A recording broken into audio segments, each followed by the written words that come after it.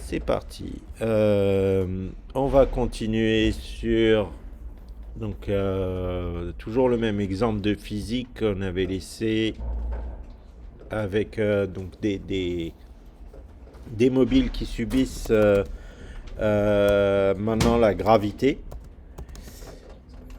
On, on avait implémenté donc la modification de la vitesse par une accélération et on a utilisé la deuxième loi de Newton. X, T, G, Z, hop.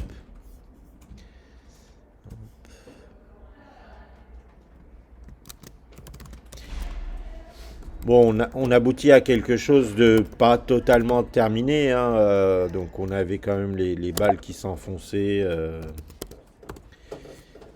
qui continuaient à s'enfoncer dans le sol, mais on comprend que c'est parce que il y a toujours une vitesse vers le bas qui pousse et qu'il y a une situation où en fait on bloque pas, hein, c'est pour ça que ça continue à s'enfoncer.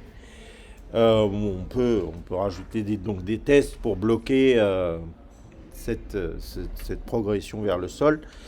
Mais bon, voilà. Mais ça, c'est du détail, c'est pas forcément nécessaire.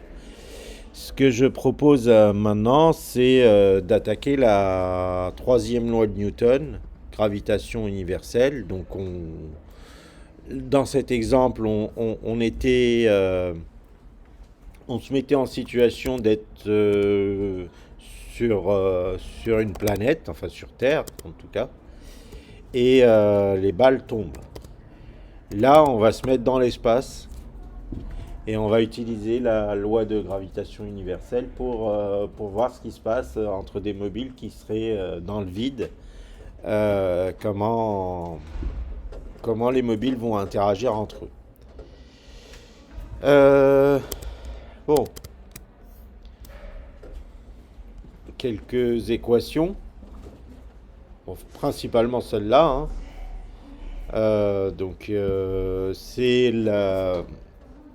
C'est l'intensité de la force d'un mobile sur un autre mobile. Donc vous avez un mobile qui s'appelle A, de masse MA, un mobile qui s'appelle B, de masse MB, une distance entre les deux qui est D, et vous êtes capable, avec la troisième loi de gravitation universelle, de calculer la force d'attraction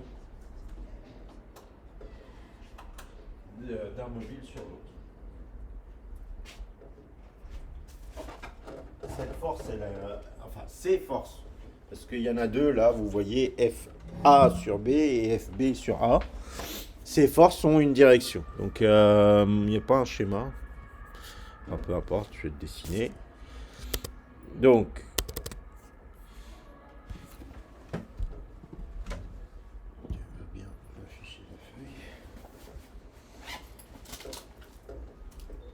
si vous considérez que vous avez un mobile MA, un mobile A, pardon, et un mobile B, qui sont à une distance l'un de l'autre D, il y a une force qui serait ici et une force qui serait là. La première, on l'appelle F de B sur A et F de A sur B. Hein, c'est la force d'attraction que va donc appliquer, enfin que va produire A sur B ou B sur A. C'est la même intensité. C'est juste que vous avez deux directions différentes. La semaine dernière, on avait vu que quand on a deux points comme ça, on était capable de calculer le vecteur qui va de l'un vers l'autre et que ce vecteur, on peut le rendre unitaire et on l'avait appelé U. Et, donc ce vecteur unitaire U, ben, on peut s'en servir pour en réalité calculer tout le vecteur FB sur A et tout le vecteur FA sur B. Donc FB sur A ou FA sur B, c'est la même valeur. En valeur absolue, quoi, en intensité. C'est la même. C'est juste la direction qui change. Donc, F, hein, c'est ce qui était noté sur le Wikipédia, FAB égale F B sur A égale grand G, il y avait quoi là? MA, masse de A, MB, masse de B, divisé par distance au carré. Voilà. Donc plus la distance est grande, moins la force est grande. Enfin, inversement, quoi. Proportionnel. Et du coup, deux corps qui s'éloignent dans l'espace, ils ont peu de chances de se retrouver à partir d'un certain seuil, quoi. Ce seuil, ouais, voilà, il peut être vite atteint. Donc, tant que vous êtes dans l'orbite, on peut se rattraper. Et par contre, dès que vous sortez de l'orbite, bon, ça part. Après, ça part très loin parfois, hein. Les comètes sont dans l'orbite de la Terre, par exemple, mais une orbite un peu décalée, quoi, décentrée. Euh, donc ça va être amusant, on va pouvoir essayer de voir si on arrive à reproduire ça. Qu'est-ce qu'il y a d'autre? Donc du coup, vous avez les deux intensités, mais vous savez calculer en gros la direction d'une des deux. Et vous savez que si vous prenez la direction d'une des deux, l'autre c'est juste moins. Euh, donc F A sur B, c'est moins FB sur A, c'est tout. Avec les directions. Ça, c'est quand on met les flèches dessus. Voilà. Donc, on a tout ici pour essayer ce bidule-là. Enfin, on a presque tout. Il faut rajouter encore la deuxième loi de gravité universelle. Celle de la semaine dernière. C'est-à-dire que faut quand même vous dire que bon, on va regarder que du point de vue d'une des balles, un des mobiles. Donc, du point de vue du mobile, indice I, parce que nous, c'est un tableau de mobile. Donc, du point de vue du mobile à indice I, vous avez potentiellement un autre mobile, indice J, et potentiellement un autre mobile, indice K. Hein, disons que dans notre système, il y a trois objets. Hein, c'est le problème à trois corps, là, par exemple. Euh, pour juste aller au-delà du simple modèle où ils sont deux. Hein. Là, ils sont trois. On fait comment quand ils sont trois?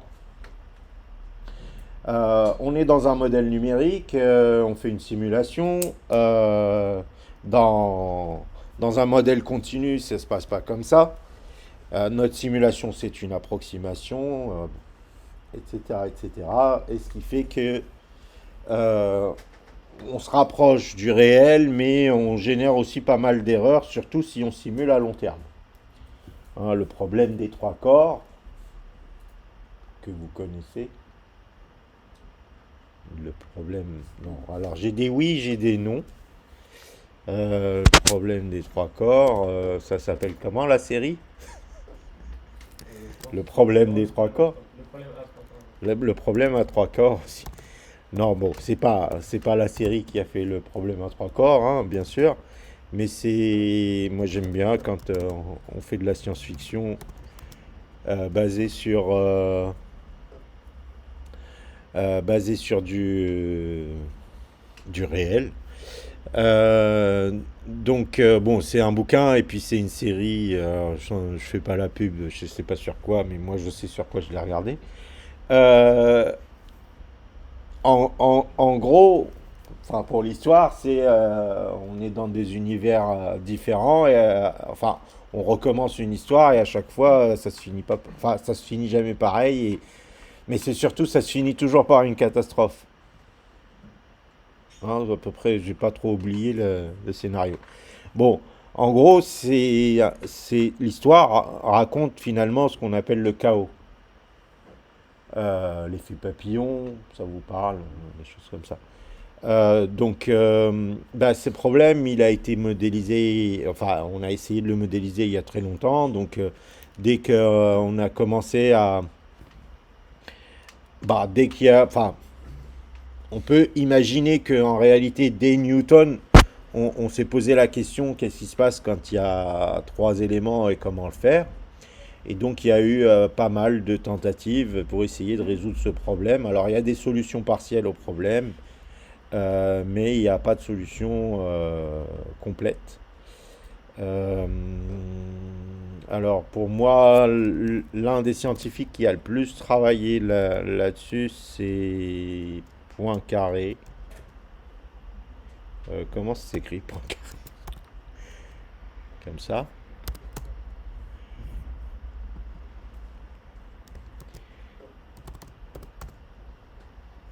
Ah, problème des trois corps, hein, voilà.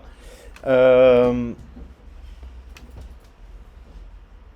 donc bon, j'imagine bien Poincaré avec un ordinateur et je le laisse faire. Ça donnerait des choses super. Donc bon, euh, l'idée c'est de dire, essayons de trouver les trajectoires et tout ça de trois corps dans l'espace, hein, en se basant juste sur l'équation, euh, la loi de Newton. Et on constate qu'en réalité, dès la moindre variation, on a des résultats complètement différents. C'est ça qu'on appelle le chaos. Hein. Le chaos, c'est pas la pagaille. C'est comme l'anarchie, c'est pas la pagaille. C'est juste la complexité. Hein, avoir une complexité qui permet pas de prédire ce qui va se passer. Mais c'est pas forcément la pagaille. Voilà. Donc euh, le, ce, ce, ce, ce problème-là a été étudié un peu plus tard, mais d'un autre point de vue, du point de vue de la météo. L'effet papillon, il vient de là. Ce qu'on appelle l'effet papillon, c'est un. Alors, c'est qui déjà l'effet papillon? Je sais plus. Je sais plus. J'ai plus. J'ai plus le nom en tête. Euh, Bah, en gros, c'est aussi les débuts c'est les premiers ordinateurs à rentrer des chiffres et puis on avait des résultats différents. Et c'est là que le terme, en fait, chaos est apparu. Hein. Voilà. Effet papillon, pas le film, mais météo. C'est qui déjà?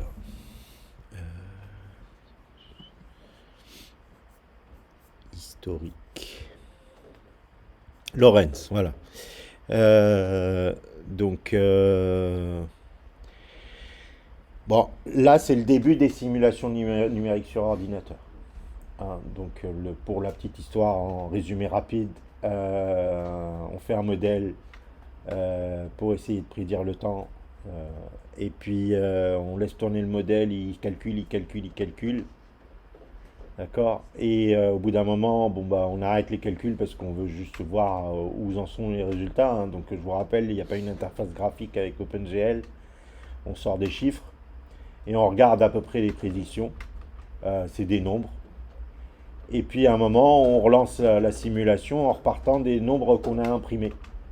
Sauf qu'on a imprimé que les trois derniers chiffres après la virgule. Donc on repart d'une approximation, d'approximation, et puis bon, on recommence l'expérience en faisant peut-être avec un peu plus de détails, et là on a un résultat complètement différent. Et donc là on se dit, waouh, juste cette petite variation de un dixième de millier, non, un dix millionième euh, de valeur qui change et tout qui change. Il faisait beau, il y a à la place, il y a une tornade dans la prédiction. C'est ça qu'on appelle l'effet papillon, hein, parce que c'est le nom du papier qui en a découlé, qui dit quoi? Un battement d'aile de papillon Au Brésil, au Brésil provoque une tornade au tornade. Texas. Voilà, une tornade au Texas. C'est marqué là, c'est ça? Ouais. Voilà. C'est ça la petite histoire. Et, euh, et voilà, tout ça est lié avec le problème des trois corps, etc. Et avec tous les problèmes en fait qui très vite deviennent très complexes. Donc, bah, pourquoi ils deviennent complexes? Parce que en réalité, bah, on regarde à des temps discrets notre modèle. On est là, on est à un temps t, donné. Et puis on dit, bon, bah, quelles sont les forces qui sont appliquées sur le mobile I. Donc on jette un œil à la force de K sur I, hein, FKI là. On va l'appeler FKI. Et on jette un œil à la force de J sur I, FJI. Donc on a deux forces pour ce mobile I. Donc le modèle, ça c'est la troisième loi de Newton. Ensuite on prend la deuxième loi de Newton, on dit somme des forces égale ma. Alors ma c'est la masse I du mobile I et A c'est l'accélération du mobile I. Et qu'est-ce qu'on cherche nous? On cherche l'accélération pour faire notre simulation Euler là. Ça, c'est l'inconnu. Ok, je vous le fais rapidement, juste comme ça, pour cette situation-là. Donc, ici, on a une distance qu'on va appeler DIJ. Et ici, on a une distance qu'on va appeler DIK. Et là, on a la masse de K, la masse de J et la masse de I. Donc, de ce côté de l'équation, on a le grand G fois la masse de I fois la masse de K. La somme des forces, c'est celle-là plus celle-là. Hein, les deux vertes qui sont là. C'est ça, somme des forces. Tout ce qui agit sur I. MI, MK divisé par la distance IK au carré. Plus la somme des forces, la deuxième force, G de MI MJ sur la distance IJ au carré. Alors, je modifie là l'écriture. Je mets un grand M comme ça, on parle bien des mêmes M. Hein. Et en face, j'ai un grand MIA. Voilà, bon, il y a une direction ici, elle est liée au vecteur U à chaque fois. D'accord, mais vous avez deux vecteurs U, vous en avez un qui est comme ça, et un autre qui est comme ça. Mais bon, je ne vais pas les introduire dans les... C'est juste des directions, ça. Au lieu de faire des additions pour calculer de l'intensité, on fera des additions pour calculer des vecteurs. Hein. Il n'y a pas grand-chose qui change, ne vous inquiétez pas. Donc on oublie les vecteurs. Hein, j'efface la flèche au-dessus de A. On cherche juste l'intensité de l'accélération. Mais on trouvera aussi la direction de l'accélération, bien sûr. Et donc vous voyez que déjà le MI, on peut le simplifier partout. Donc vous avez finalement une sorte de équation qui dit que c'est JMK sur DIK carré plus MJ sur DIJ carré. Hein, je vous fais ça juste pour vous montrer que ça, c'est pas, il n'y a rien de magique, ça sort pas de nulle part ce qu'on va faire. Et on a calculé notre accélération A. Voilà. Ça c'est le mobile I, il a deux copains, mais il peut en avoir plusieurs. Il peut en avoir 100, il peut en avoir 1000 autour de lui, il peut interagir avec tout le monde. Bon, bien sûr, après arrive la programmeuse qui va dire oh, ils sont loin, pourquoi je vais me prendre la tête à ce qu'ils interagissent, les algos d'optimisation, etc. Pourquoi interagir alors qu'on est à des milliards de kilomètres l'un de l'autre, bon, négligeable. Et on simplifie encore plus, on adore simplifier nous les modèles pour avoir moins de calculs à faire, pour faire une grosse simulation avec beaucoup de planètes qui... Voilà. Mais bon, prenons l'exemple le plus brutal, on interagit avec tout le monde, donc on regarde tout le monde. Voilà, et on finit par calculer notre super accélération à un instant donné. Cette accélération me permet de calculer de combien va changer la vitesse. La vitesse me permet de calculer combien change la position. Donc en gros, je fais ça pour tout le monde. ça change un peu la position de cette boule, ça change un peu la position de cette boule, ça change un peu la position de cette boule, et je recommence. Vous voyez? Mais à chaque fois, j'ai fait une approximation. Et là, c'est un triplet d'approximations qui se combinent. Vous voyez? Donc la moindre petite approximation trop grosse pour ce modèle fait que ça vrille complètement, ça donne des résultats rien à voir en fait. Et là, c'est que 3 corps. Donc on essaye de prédire les trajectoires, comment ils vont se rentrer dedans, et ça fait déjà un problème complexe, juste avec 3 corps. Voilà pour la petite histoire. Je vous ai convaincu? Cool. Maintenant, on programme tout ça. Alors, il nous faut quoi? Dans le panier, on va rajouter de la masse. Ah ouais. GL float masse. Qu'est-ce qu'on a? Ah, une accélération. Et il nous faut une accélération parce que maintenant, je possède ma propre accélération. Chaque mobile a sa propre accélération et sa masse et son rayon. La gravité sur Terre, là, on va l'oublier. Donc elle, il n'y a plus. On fait quoi là? Quoi? Float.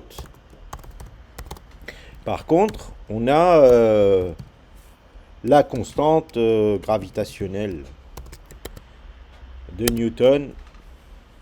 Vas-y, c'était combien? L. Voilà.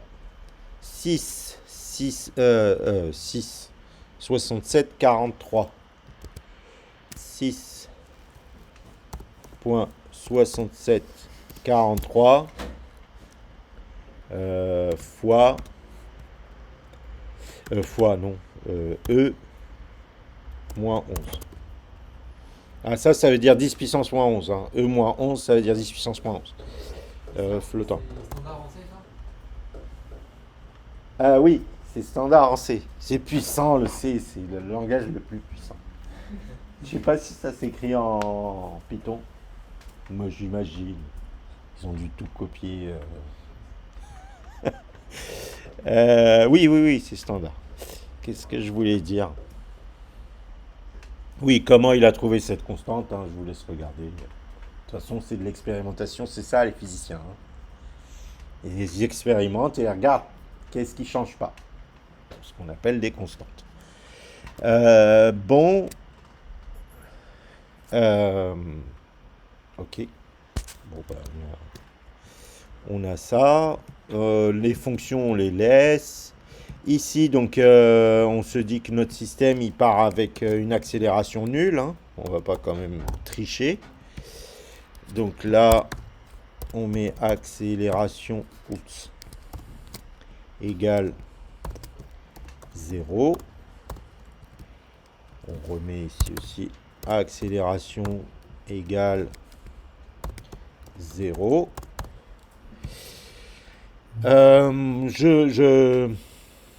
Je propose de faire en sorte qu'il y ait une relation entre le rayon et la masse, ce qui semble logique.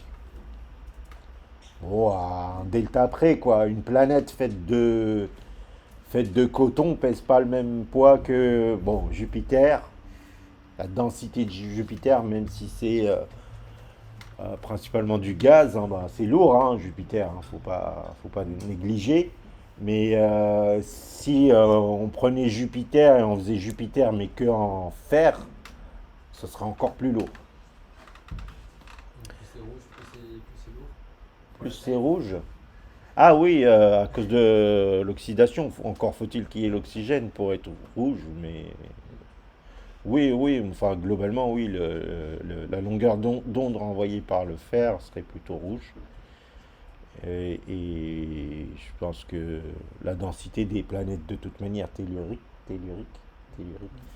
c'est plus élevé que les planètes gazeuses. Bon, par contre, hein, vous savez peut-être déjà, mais Newton, ça marche pas pour les trous noirs. Enfin, il commence à y avoir des erreurs, d'où l'introduction de correction de la part d'Einstein, euh, justement pour modéliser les trous noirs. Mais à la limite même, on pourra tester que, au fait, ça commence à faire des trucs bizarres si on augmente fortement la densité des objets. Donc, augmenter la densité, c'est avoir un rayon très petit pour une masse très grande, hein. C'est ça, augmenter la densité pour nous. Donc, et c'est pour ça que je propose que le rayon et la masse soient dépendants de la même variable aléatoire. Donc, je commence par récupérer une variable aléatoire. Bon, les rayons, ils avaient l'air de nous aller précédemment, donc je vais pas les modifier. Appeler la variable aléatoire randvar. Oui. Du coup, hop, je commence par elle. Randvar. Merci. Rien. Randvar. Hop. Et là, disons, alors j'ai aucune idée de combien ça doit être la masse, hein. Vous voyez les unités ici. Euh, voilà, mètre au cube, kilogramme moins un, etc. Disons beaucoup, quoi, hein. Je dirais la masse, c'est beaucoup, quelque chose, un gros nombre, hein, genre 1 E5, on est dans 10 000 là, plus de manière aléatoire, disons 8, 1, 8, non, 1, 7, peut-être 8 c'est beaucoup, 1 E7, voilà, 1 E5 plus 1 E7, 1 E7 ça veut dire 10 puissance 7, hein, fois Randvar.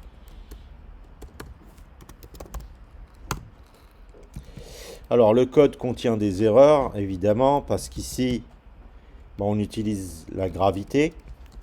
Donc là, tac, en fait, c'est pas la vélocité, c'est l'accélération. Là, et... Oh, bon. Hop. Et là, c'est l'accélération, point Y. Ok. Il n'y a plus de sol, hein, on est d'accord. Par contre, on va laisser des murs dans l'espace. Hein, parce qu'au début, on veut quand même garder un œil sur nos astres. On veut pas qu'ils partent sans jamais revenir. Donc, on garde les... On garde... On n'a pas de sol, on n'a pas de plafond. Donc, on fait plus de différence sol-plafond, blabla.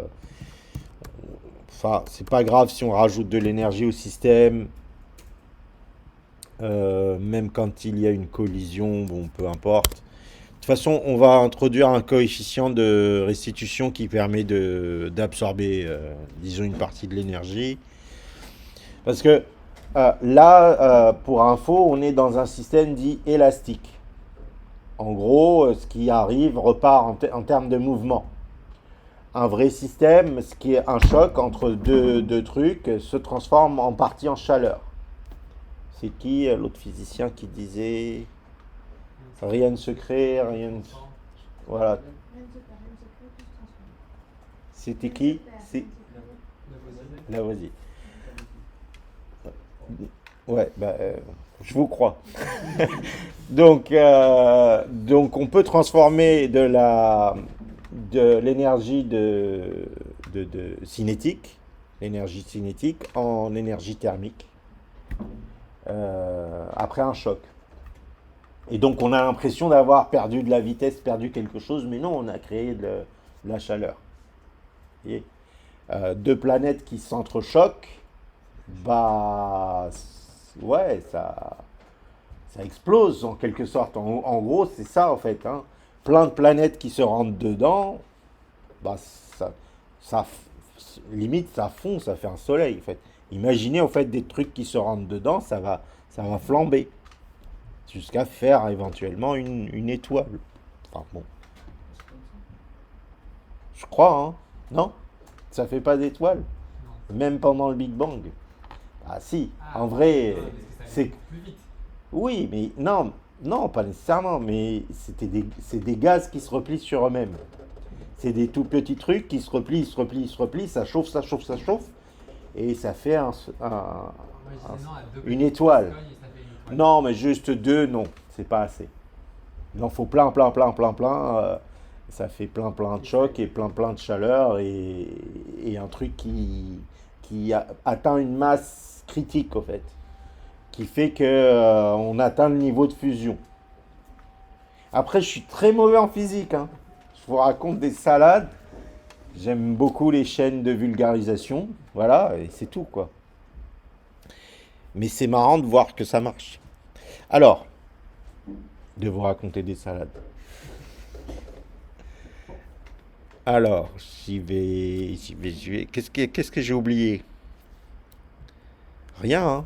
Bon, là pour le moment, bien sûr, on a juste un modèle qui fait de la vitesse pour le moment. Ouh, on n'a rien du tout. Et pourquoi tout le monde a disparu?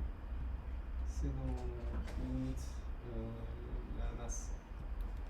La masse, j'ai fait une erreur. Parce que c'est Ah, pas j'ai fait un radius. effort.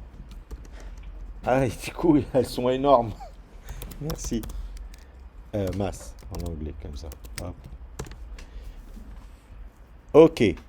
Bon, très bien. Donc on imagine que tout ça, c'est des astres, hein. Il y en a peut-être un peu beaucoup pour commencer. On va réduire, dans Windows.c leur nombre. On va stabiliser la simulation, je veux dire, enfin, faire qu'elle crée à chaque fois la même simulation. Donc on va faire un srand ici juste avant pour fabriquer toujours la même simulation, hein, pour juste voir comment ça évolue, hein. Donc on a 4, j'aurais pu mettre 3, mais pour le problème à 3 corps. Mais vous voyez, si je relance, j'ai toujours les mêmes couleurs, les mêmes positions de départ et tout. Donc voilà, on va maintenant introduire donc l'histoire de l'accélération. Elle est utilisée, hein. Elle est déjà utilisée, ça y est, j'ai mis en place l'utilisation de l'accélération. Je crois que j'avais repéré une erreur. Non, il y a, non, il y a, non, il n'y a pas d'erreur. Ok, il y avait une erreur ici. Donc, on utilise l'accélération, sauf qu'elle est tout le temps nulle. Donc, ce que je vous propose, c'est quand le système se lance, bah, le premier truc qu'il fait, c'est qu'il constate. Le système doit constater la situation et calculer les accélérations de chacune des particules avant de faire quoi que ce soit, avant de bouger aucune d'entre elles, enfin avant de bouger la première, il a mis à jour les accélérations de tout le monde. Donc comment on peut mettre à jour les accélérations de tout le monde? Moi je vous propose de faire le tour de tout le monde, de mettre toutes les accélérations à zéro. Vous imaginez qu'il y a déjà une accélération. Vous mettez toutes les accélérations à zéro. Ensuite, vous faites le tour de tous les binômes, toutes les paires. Et puis, vous venez injecter ce terme-là. Ah, la paire, non, bah, disons ce terme-là. La paire IJ va venir injecter la masse de J divisée par la distance de I à J, le tout fois G. Donc ce terme, en gros, pour un binôme I et J, donc votre double boucle fort là, sur I et J, on va ajouter à une accélération de départ qui est nulle, hein, on met d'abord toutes les accélérations à zéro, et puis on vient ajouter tous les binômes qui concernent I, pour tous les I. Donc on vient ajouter quoi? On vient ajouter G fois MJ sur distance entre I et J. Voilà, au carré. Voilà. Donc une première boucle for qui met première boucle, quel que soit I, accélération I égale 0.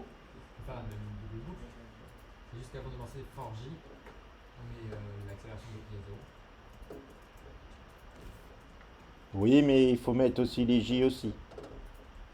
Celles qui sont devant i, il faut les mettre à 0 aussi.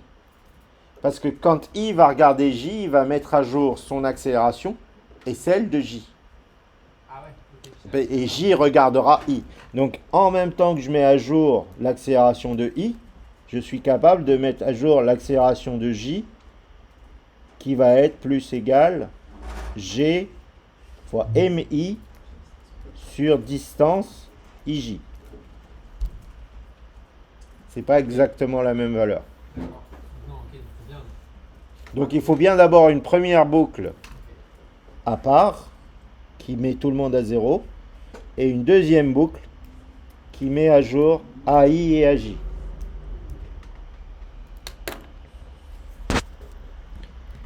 Donc une première boucle qui met tout le monde, toutes les accélérations à 0.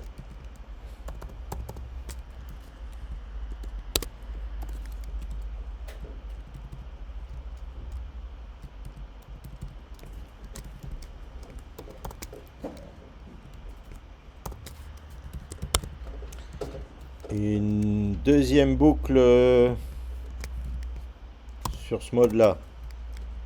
Une deuxième boucle. Je vais quand même mettre un commentaire ici. Mise à jour des accélérations. Maj des accélérations. Hop, hop, hop.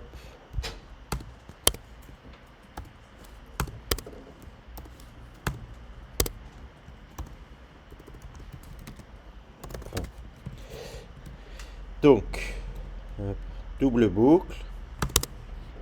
Alors, ma feuille me dit qu'il me faut une distance une distance carrée. Une distance carrée, c'est bien. Alors, j'avais déjà quelque chose qui ressemble à ça ici. Hein. Comme j'ai la flemme, hein, je pioche là-dedans. Quelque chose comme ça. Donc dx, dy, c'est la distance de i vers j. Non, de j vers i. Du coup, ce test if, j'en ai pas besoin. U, c'est moins du coup. Moins dx, moins dy. Mais on n'a pas besoin que de u. Hein, on a besoin de moins u aussi. Donc bon, s'il y en a un qui est négatif, l'autre il est bon. Je normalise u. Donc j'ai un vecteur U qui me donne la direction de I vers J. Hein, j'ai un vecteur U. Je retourne au schéma. Le vecteur U me donne la direction vers J. Donc moins U, il me donnera la direction vers I. Donc moins U, il serait là, alors que U, il serait comme ça. Du coup, est-ce qu'on peut renommer U I vers J? U comme unitaire. Ok. Unit. Ok. C'est juste que je savais pas que ça faisait sens de l'appeler U. Ah, Ok. ok. Alors, toc, toc, toc, on a notre U. Il nous faut les D, les distances. La distance carrée. Sur cette feuille, bon, je vous montre. Comme ça, vous voyez, G divisé par DIJ au carré. Hein, j'oublie le carré à chaque fois. Hein. G divisé par DIJ, je m'en sers deux fois. Une fois pour le multiplier par MJ, une fois pour le multiplier par MI. Donc ça, je vais le calculer qu'une fois, ce truc. Vous voyez, c'est le même. Je suis radin en opération. Hein. Je ne veux pas faire deux fois le même calcul. Donc, je ne sais pas comment on l'appelle là, du coup. GL float. C'est grand G underscore D carré égale grand G divisé. Alors, la distance, c'est dx fois dx plus dy fois dy. La distance carrée. Le carré de la distance, c'est déjà ça. Ok, cool. La force. Alors, de B sur A. B sur A. Oui, force de B sur A. Donc c'est celle qui affecte A. Hein. A, c'est I. A. Vous préférez que je l'appelle force de J sur I ou... Ok. Force de JI. Force de J sur I égale G underscore D2 fois la masse de J. La masse de J. Bon, j'aurais pu l'écrire au lieu. La masse de J. Voilà. Et force en valeur juste en intensité. Hein. Force de I sur J, fiche. C'est ça fois la masse de I. Hop. Voilà. J'ai les deux forces. Qu'est-ce qu'il faut faire maintenant? Je sais plus. Ah, il faut rajouter quelque chose à l'accélération. Mobile de I point accélération plus égal. Alors, ça c'est I. Donc c'est le vecteur U point X fois F J sur I. Hein, vous faites gaffe avec moi si que je fais pas de... U, c'est I vers J. U c'est... oui, vers J. Ok. Et là, le Y... Alors, c'est juste donc U il sert à donner une direction, il est normalisé. Et pour le mobile J, c'est moins U. Et c'est F de U. Ah, et c'est l'autre force, oui, merci.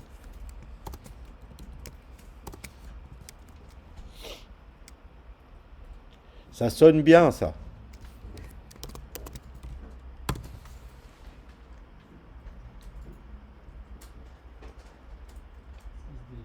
Il se passe quelque chose? Ça se délie pas trop. Hein. Ça ralentit pas quand Les- les uns des autres. Légèrement, peut-être. Peut-être que la masse, elle n'est pas encore assez forte. Il faut voir l'espace en train d'être courbé. Il faut courber l'espace. Masse. Où est-ce qu'elle est? Là. 8.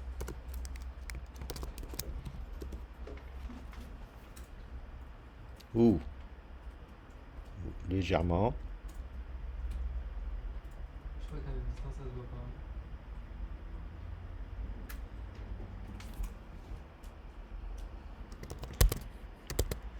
pas. Allez, 9. J'ai pas fait une erreur. J'ai pas oublié quelque chose. Ça, c'est allé trop vite pour moi. Ah non, Ah, c'était la masse. Ouh, oh. ouh, ouh. Et là, les autres, là. Ah, un couple. Ah, un couple. Ah, ouh, Wow. joli. Voilà. C'est fou avec. Genre, on a changé un chiffre.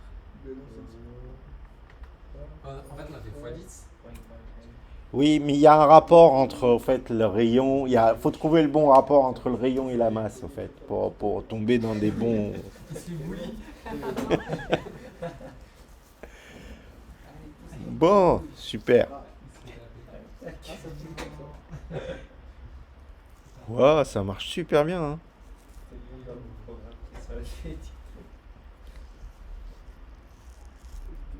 Oh, ça part en orbite à la. C'est super. Franchement, ça marche super bien là cette fois-ci. On est tombé vraiment sur des bonnes valeurs. Faut les garder précieusement. Wow. Franchement, il y a eu du pot là. Bon, on pourrait rester encore une demi-heure comme ça à regarder. Bon, qu'est-ce qu'on fait maintenant? J'ai pas envie de casser tout ça. Reste comme ça. On peut faire une première. Allez, je fais une photo. Allez, make file. Tac. On la garde. Tiens, je vais l'appeler L2X, on la garde.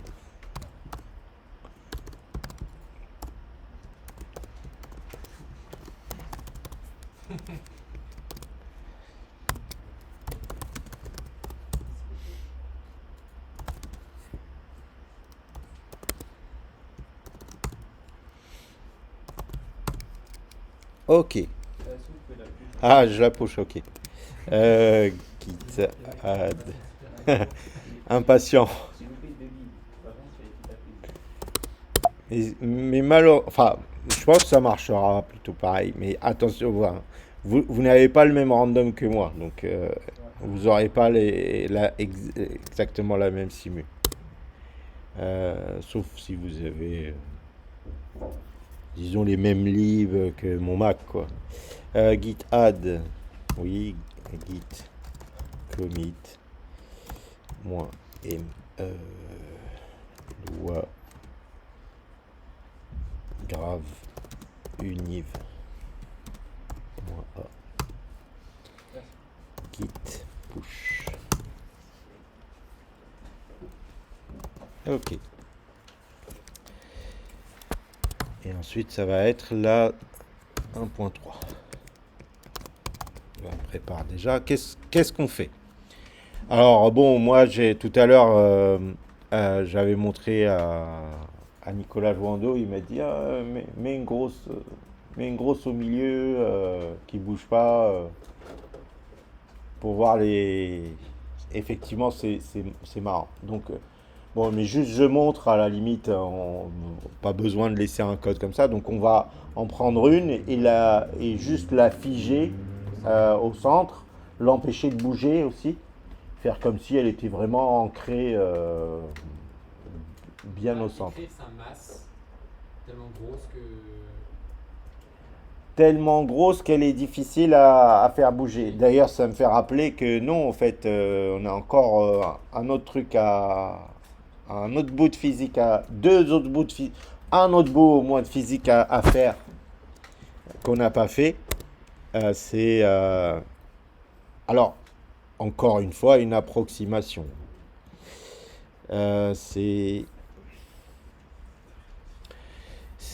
aller chercher dans le choc élastique ce qu'on appelle la conservation de l'énergie. Conservation de l'énergie, voilà.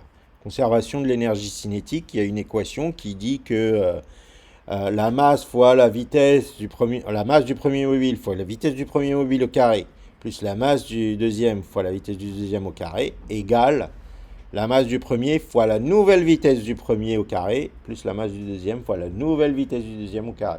Chose qu'on ne fait pas quand on a fait un choc, nous. Vous vous souvenez, la semaine dernière, on a dit toutes les masses sont les mêmes. Ah non, toutes les masses ne sont pas les mêmes maintenant. Il faut que le petit, quand il tape le gros, le petit rebondisse et le gros pas trop, quoi. Ouais, c'est vrai que là, la grosse bille, elle. Ouais. Et alors, on est en 2D, donc il faut résoudre un système où il y a d'un côté des vecteurs et de l'autre des intensités, parce que c'est des carrés là. Il n'y a pas de solution simple en fait. Par contre, si on se ramène à un problème une dimension, il y a une solution plutôt simple. Elle est là.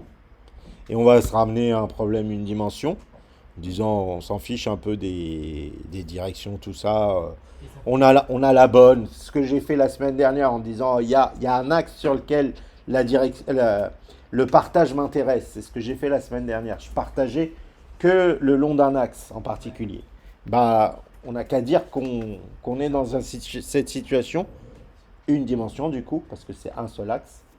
Et ça marche pas de juste faire la solution une dimension en x et la solution une dimension en y. Non, parce que à partir du moment où c'est un vecteur à vitesse, il est à une dimension et l'autre équation, elle est avec des valeurs, oui. Oh, ok. Donc faut renvoyer ça vers des valeurs aussi pour que ça marche. Oh, ok.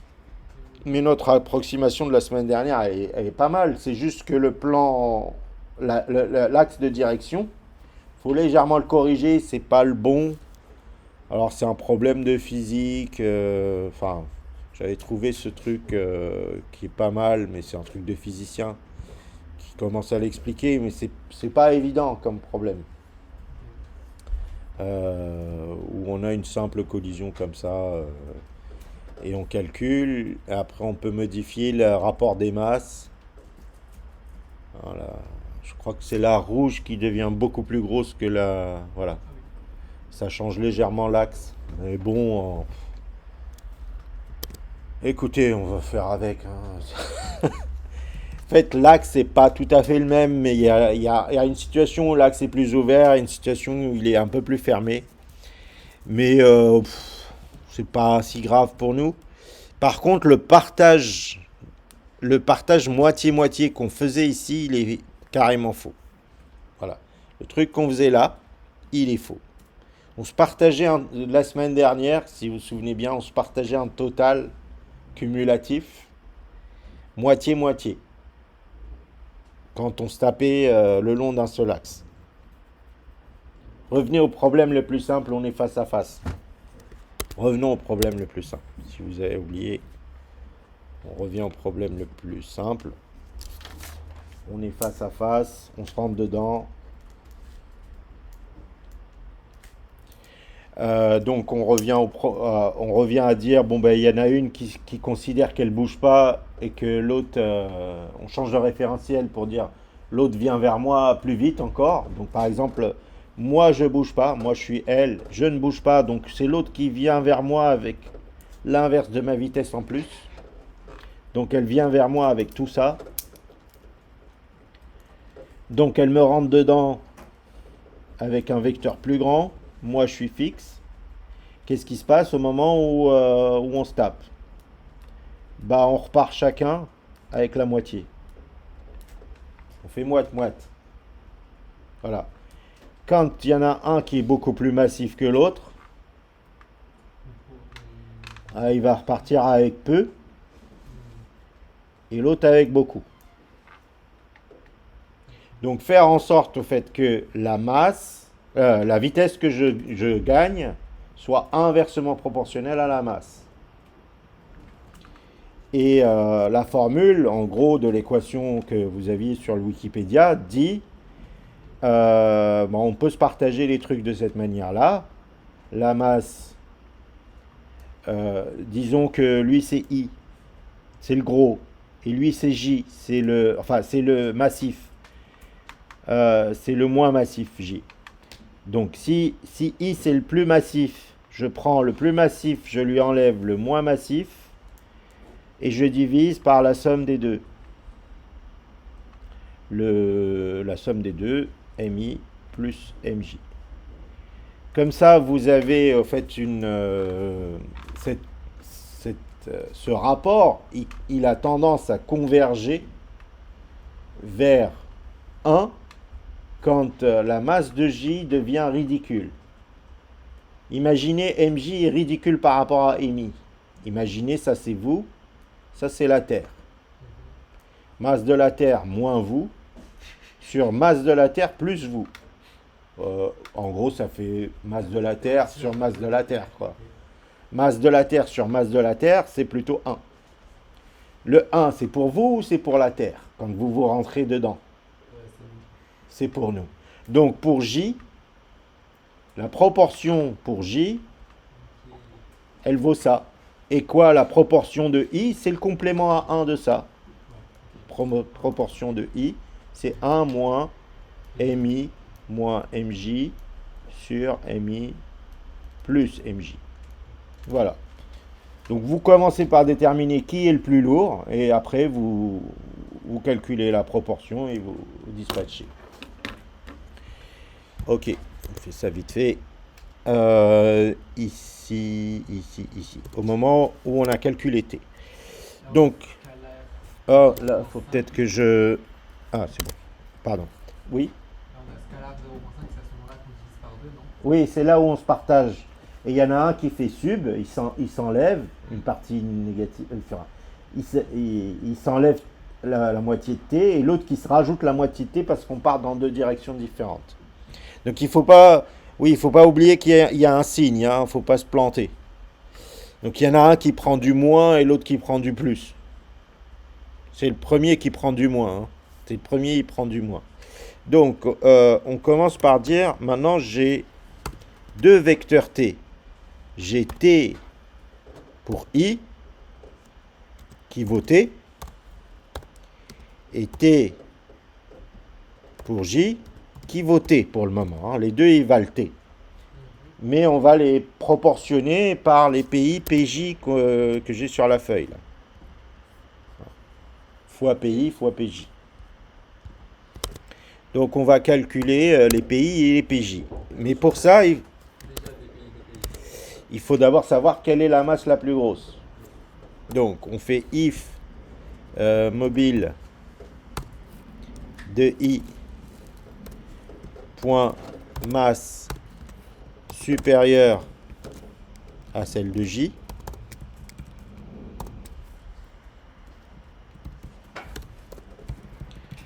Alors je prends la proportion P au PJ.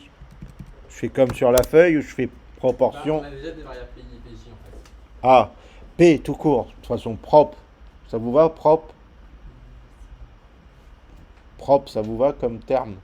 Propre. Si je l'appelle propre pour proportion ou je l'appelle proportion si vous préférez. Proportion. C'est bien proportion. GL float proportion égale, j'ai quoi sur le papier? La masse I moins la masse J sur la masse I plus la masse J. Hop. Ici, moins. Divisé par 1 plus. Ok.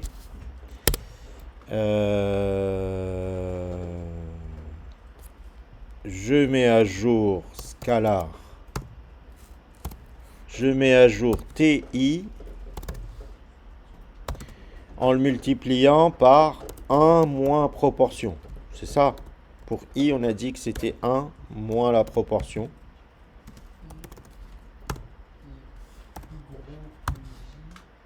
Plus lourd que J. Hein?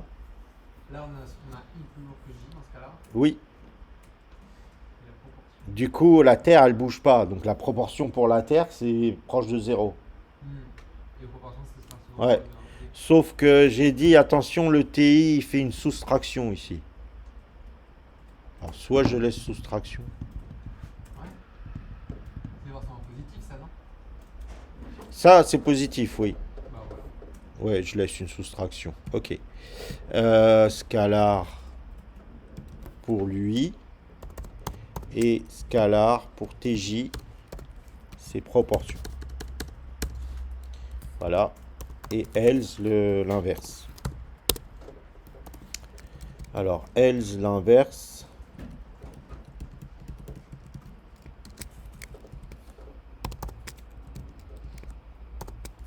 Proportion égale, et là c'est J moins I sur I plus J. Et I, c'est lui qui prend le gros. Et lui, c'est lui qui prend le complément. Attention, il y a la ligne du diviseur. La ligne on a du... mobile de... on a mobile de J moins masse. On a la masse de J moins la masse de I. Voilà, ici, c'est du... Oui. Ouais. Ah non, c'est un plus, donc c'est pas... Oui, c'est pareil. My bad. Et là, on partage plus moite-moite. On enlève TI et on rajoute TJ. Ok.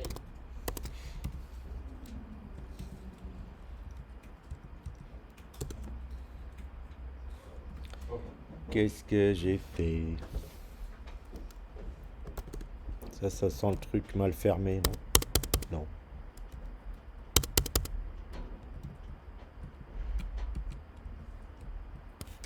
Qu'est-ce qu'il dit? Error colonne declared. Quoi?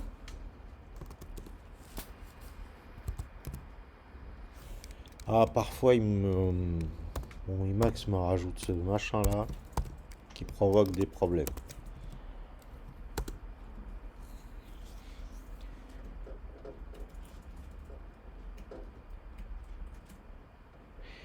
Le résultat, il n'a pas énormément changé parce que vous voyez, les mobiles, ils sont à peu près pareils. Hmm. Alors, on va en faire. On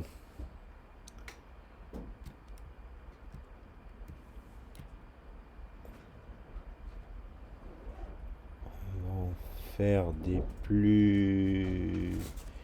Dessinés plus petits et éventuellement des plus massifs. Ah, faut espérer avoir un bon random qui génère un massif, quoi. Wow, wow, wow. Bon, clairement, il y en a un qui est plus massif, mais là, pour le coup, l'accélération, elle est trop forte. Bon, la bonne valeur, c'était 10 puissance 9, là. Hein. On les a rapetissés, néanmoins. Hein, donc, la simulation n'est pas tout à fait la même parce que la collision n'arrive pas exactement au même moment. Il y a des jolis. Donc, Sinon, on n'a qu'à dire que le premier, il est gigantesque. Directement. voilà. Puis, il est égal à 0. Voilà, c'est ce que je proposais, c'est de faire un truc un peu crado ici, du genre je démarre à 1, du genre je prends tout ça, et pour le cas 0, alors bien sûr la variable i elle est inconnue, ben, on va la créer juste pour ça. Bon, c'est pas très propre, hein. La position c'est 0. 0 c'est le centre, hein, parce qu'on va jusqu'à moins 1. Je ne bouge pas. Donc pareil, 0.0f. 0.0f. Mon rayon, je sais pas, on va mettre directement 5 ici.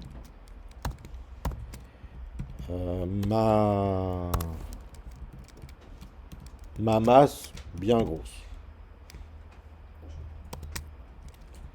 Hop. Et ma couleur aléatoire, là, c'est pas grave. Bon, ça me crée un objet massif au centre. Mais il bouge. Vous voyez, ils arrivent à le faire bouger, les autres. Hein. Vous le voyez? Malheureusement, sa couleur est pas, c'est pas la bonne. On le voit mal. Ah, vous le voyez pas, vous? Ah oui, il est, il est pas bien visible. Waouh, waouh, waouh, waouh, waouh. Ça part dans toutes les directions. Hein. Alors, Bah, sinon, on change le 42. Si on veut une autre couleur. Tout en haut. et 42, c'est la réponse. Oui, On peut pas en avoir une autre. tiens, C'est quoi que c'était la réponse? J'avais expliqué. Ah, ouh, ouh, ouh. Ah, après, voilà, il est très massif l'objet bleu. Hein. c'est assez fidèle Il crée. aux effets de slingshot du soleil. Ouais. Ouais, on utilise l'accélération pour aller encore plus vite. Ouais. Ça fait des années. Ça donne tellement de vitesse au petit qu'ils arrivent à bouger le gros. Oui, Ouais, oui. oui. Du coup, qu'est-ce qu'on fait? Euh, Alors, On peut ralentir un tout petit peu le système pour qu'il ne parte pas dans toutes les directions. Le truc qu'on n'a pas fait la semaine dernière, c'est ce qu'on appelle le coefficient de restitution. Il n'y a rien de compliqué là, hein. J'ai tapé quelque part, je perds un peu d'énergie. Donc, coefficient de restitution, bah, c'est une valeur entre 0 et 1 qui vous donne combien de la vélocité vous gardez, au fait, de votre vélocité initiale, une fois que vous avez fait un choc. À la limite, on le fait qu'avec les murs de l'espace. Enfin, les murs qu'on a mis. Euh, et, euh, et donc là, vous avez effectivement des coefficients qui sont liés aux matériaux existants. Donc il vous faut une constante E. Ah non, c'était pas là. C'est là. Il faut donc une constante E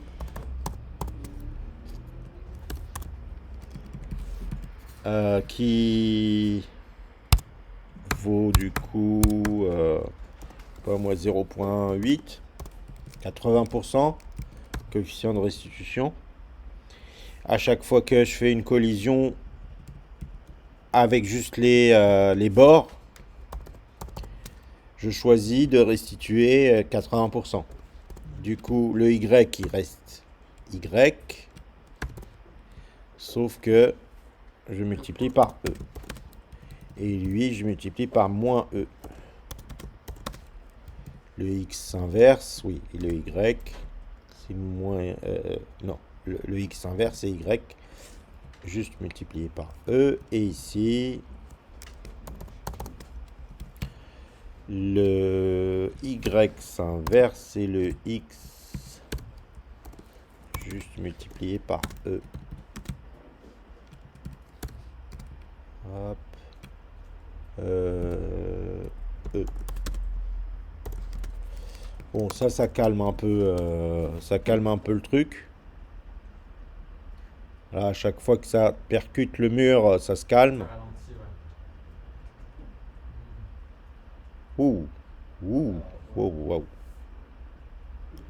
Voilà. Qu'est-ce qu'on lui rajoute au machin? Bah, on peut dire au premier mobile, bouge pas. En réalité, c'est facile. Vous faites démarrer cette boucle de mouvement. Ah, il bougera pas. Il fait tous les calculs du monde, mais il les utilisera jamais. Hop, imbougeable. Il est bien ancré. Voilà, le soleil. Bam, bam, bam. Et il y en a un qui a bien commencé. Ah, ouais, il est parti. Voilà. Il avait une chouette orbite.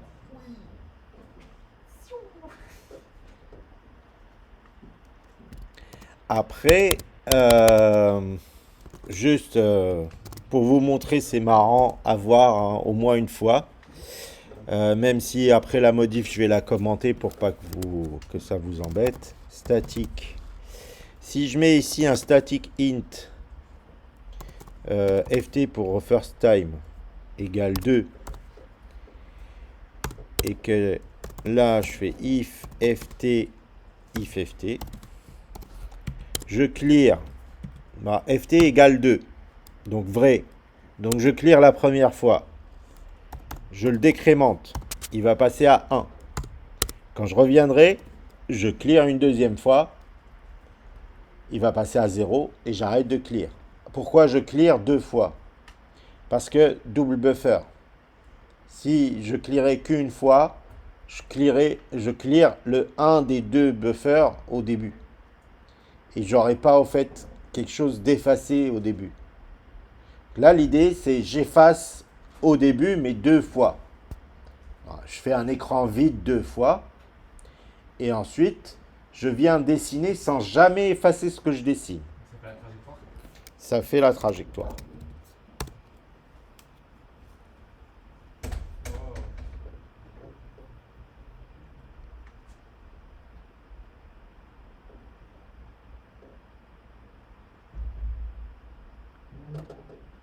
Ah, il y en a une qui est presque... Waouh! Parfois, ça part... Bon. Voilà. Au bout d'un moment, ça fait trop de dessins. Vous pouvez ajouter à ça éventuellement, une fois que vous avez la trajectoire, c'est marrant de dire ok, on enlève les limites du monde. Où est-ce qu'elles sont les limites du monde? Elles sont là. On commente ça. Tac. On commente les collisions avec le mur. Bah donc elles partent, hein. Elles partent loin. Je sais pas s'il y en a une qui va revenir. Non.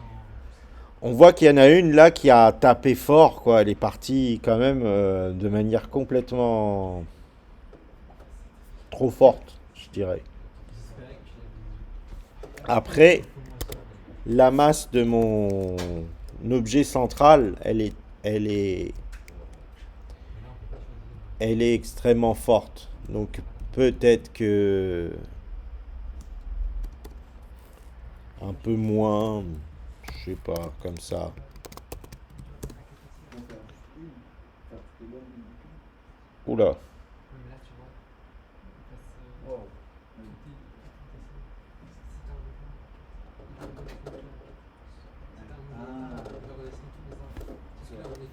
Oui, ok. hop. Oh, il me plaît pas ce S-Rand. Hein. Allez, donnez-moi un nombre. 67. 13. Sans le 12. J'ai mis trop de temps.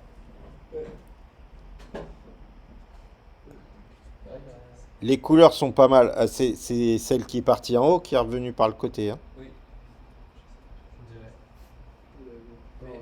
Ah, donc ça, hein, vous voyez, ça peut partir loin et revenir quand même. Hein. Ah, plus votre objet est massif, bien sûr, plus il va creuser. Et alors, si vous... En fait, il y a quand même, hein, j'ai dit, il y a quand même un rapport entre le radius et la masse. Hein. Et c'est pas... Enfin, faut pas faire n'importe quoi pour que ça ait des bonnes trajectoires. Plus vous augmentez le radius, plus vous avez des collisions qui vont vous permettre de repartir proprement, là, comme ça, là, vous voyez, et faire des trajectoires... Wow. Alors, il y a quand même, oui, il y en a deux, ils ont choisi, ont eu le mauvais goût d'avoir la même couleur. En plus, waouh, qu'est-ce qu'il a fait, lui? Ils ont été. C'est bizarre, hein, le mouvement qui est là. Bah, c'est à cause de l'autre qui est passé pas loin. Ouais. Et voilà. Ouais, il est Et donc, parti. vous pouvez, après, vous pouvez en mettre beaucoup plus. Mais attention, hein, plus votre système il a de particules, plus finalement il a un potentiel d'énergie fort, explosif, quoi. Ok. Comme un soleil, finalement. Mais justement, à un moment, il faut transformer le truc en chaleur. Voilà, ça va faire une bougie de pixels. Oui, mais au bout d'un moment, ça va se calmer autour du soleil. Il y en aura qui seront partis loin. Je pense qu'il y en a qui vont revenir et il y en a qui reviendront pas. Il y en a un ici qui a trouvé une orbite. Un genre d'ordi. Ouais, il pourrait se stabiliser à un moment peut-être. Voilà. Faudrait peut-être se mettre un raccourci pour effacer les traces et juste recommencer. Juste avoir voilà, Pour l'effacer les deux, derniers. trois fois. Ouais.